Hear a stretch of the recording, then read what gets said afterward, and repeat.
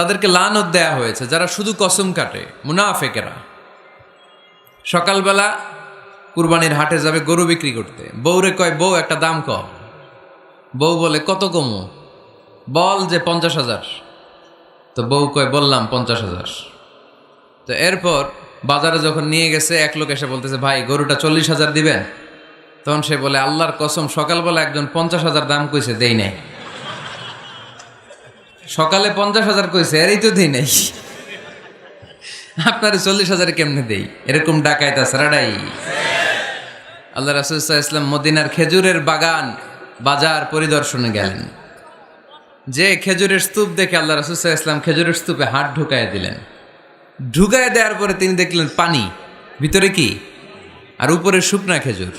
আল্লাহর হাবিব বললেন, ভিতরে পানি, উপরে শুকনা কেন? কয়, বৃষ্টি হয়েছে। আর বৃষ্টি হলে তো সব জায়গায় পানির সয়লাভ থাকবে। আল্লাহ রাসূল সাল্লাল্লাহু আলাইহি ওয়াসাল্লাম রেগে গেলেন আর বললেন, মান গাশশানা ফালাইসা মিন্না।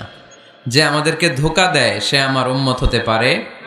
The person who deceives us, he is not among আস। যে লোক আমাদের ধোঁকা দেয় সে আমাদের অন্তর্ভুক্ত। মুসলমানরা কি ধোঁকা দিতে পারে? খাদ্যে ভেজাল দিতে পারে? ওজনে কম দিতে পারে? মাছে ফরমালিন দিতে পারে?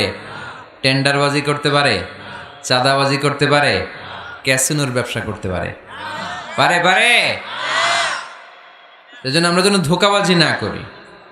ধোঁকাবাজে ভরে গেছে বাংলাদেশ। এই ধোঁকাবাজি থেকে আমাদেরকে বেঁচে থাকতে হবে যদি প্রিয় নবীর উম্মত হতে চাই, ঠিক কিনা?